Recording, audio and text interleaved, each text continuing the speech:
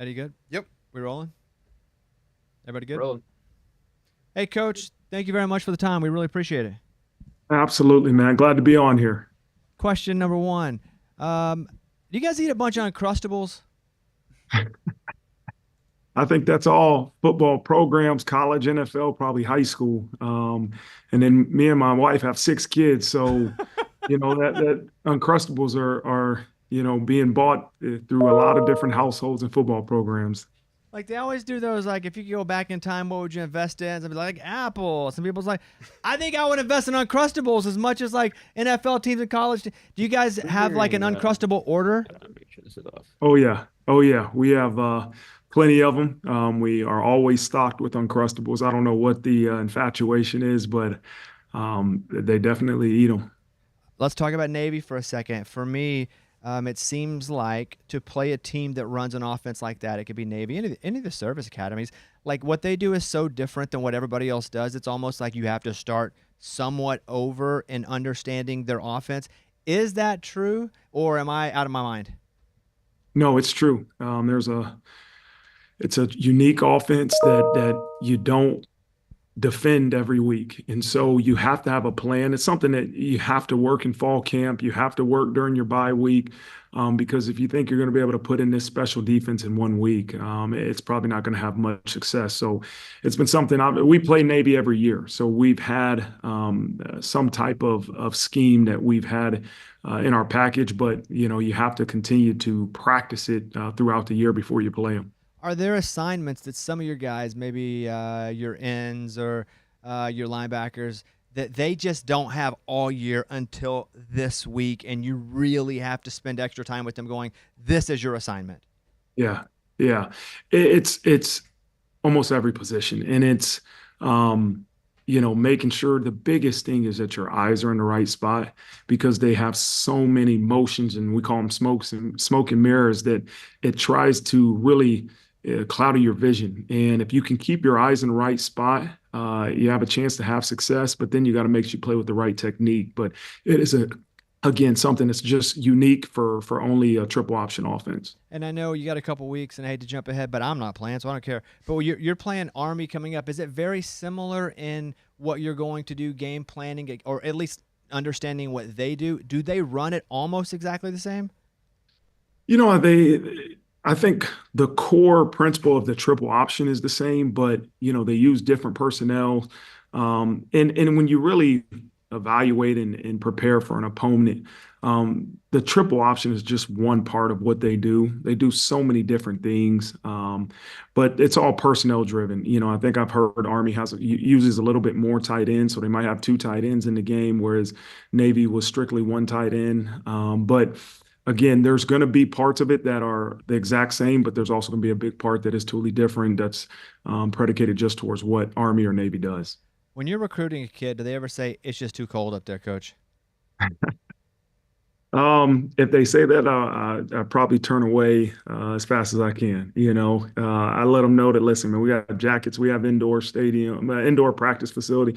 I'm from the North. I'm from Ohio. I'm a Midwest guy. And so, listen, cold is cold, and you don't ever get used to it. You just got to put on more clothes, and at some point you'll figure it out. But most kids that say, Coach, I can't play in the cold, right away you're not going to get them. What's like the trick to catching balls in the cold? I know you look at me and you go, that guy was a heck of a high school receiver. And, Coach, I accept that. Thank you for saying that in your mind.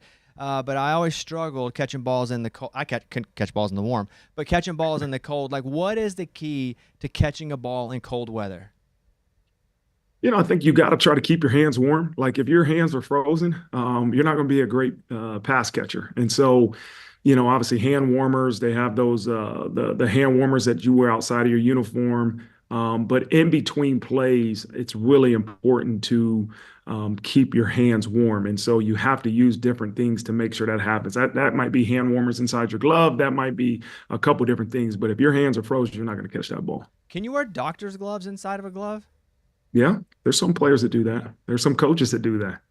Dang, that's what I would do. Because Cool. we'd be in the deer woods, and I wear doctor's gloves underneath gloves, and I was made fun of. Do you guys make fun of people who do that? Because if so, I'm take offense. Not as long as you get your job done, Nobody's going to make fun of you. I always say there's no such thing as a cold, tough guy. And so, if you're cold, you're cold. You're not being a tough guy. So do whatever it takes to make sure you're warm. Now, you're going to be humble here. I would prefer you not, but maybe we can meet somewhere in the middle. Do you think you could play a solid 2 to 3 minutes a game right now? Um, uh, That answer's the yes. You've said the enough. pride that You've I said enough. yeah, it depends on what the offense is doing, but yeah, listen, I mean, my pride is telling me I could give you 2 to 3 minutes.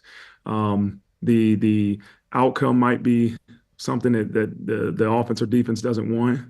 But my pride tells me, yeah, I could play a couple plays. If you win a big game, and I would say, I mean, you guys rolled this week pretty easily, watched the whole game. If you win a big game, how quickly do you go home? Do you have a bit of family time at home, or do you get right to film that evening, depending on who the next opponent is? Yeah, I go right away. That's just who I am. If it's an away game, I make sure I evaluate the game on the plane as we come back. If it's a home game, I come right into my office. For me, it's hard to go home and have family time when I haven't evaluated the previous game. So I evaluate that game right away and take some notes, and then go and have a little bit of family time and come in on Sunday. And now you can be ready to move on to the next opponent. Tell me about Riley Leonard as a dude. He's awesome, man. He is just a great human being. He's a great teammate. There's not enough compliments that I can give him, but he is a wonderful, wonderful individual. So, after the loss at Northern Illinois, what was the big takeaway that has changed this team for the good?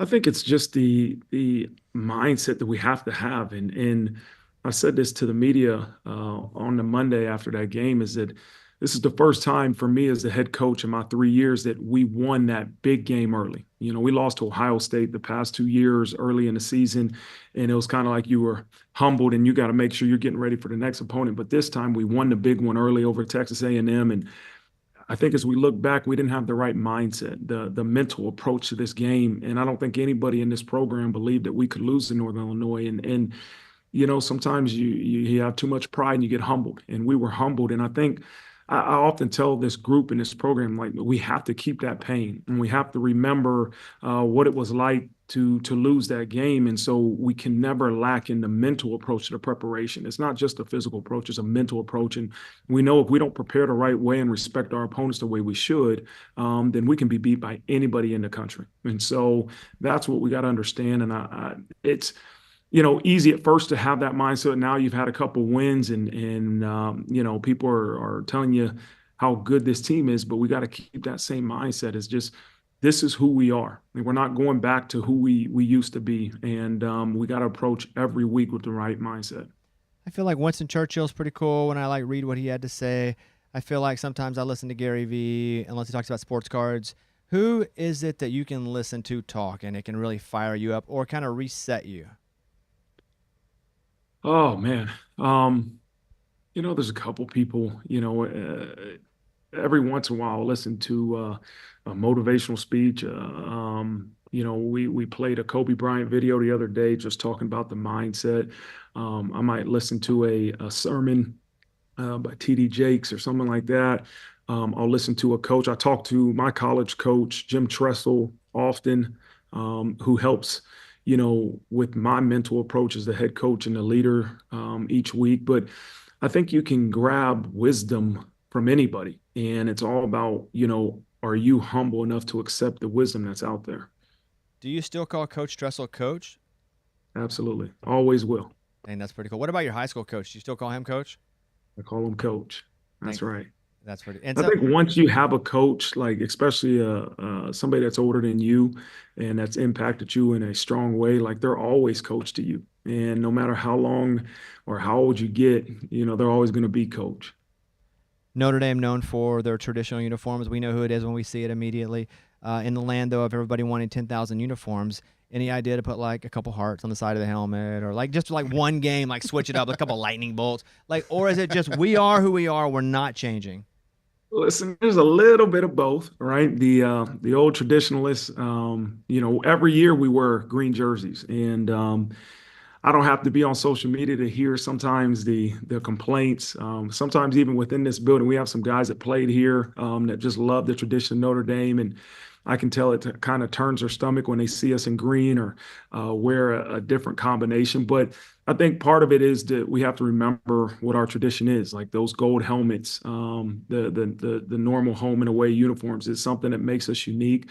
But the young people like a little bit of flavor, and so I think you can be somewhere in the middle where you let your players and your captains kind of determine what they want to wear for that week. But at the same point, let's not get too far away from the tradition.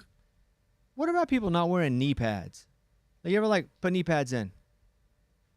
No, I mean, listen, as you look in the NFL, some of those guys don't wear knee or thigh pads, and um, it depends on what position you are. If you're a ball carrier, you probably should have knee pads in.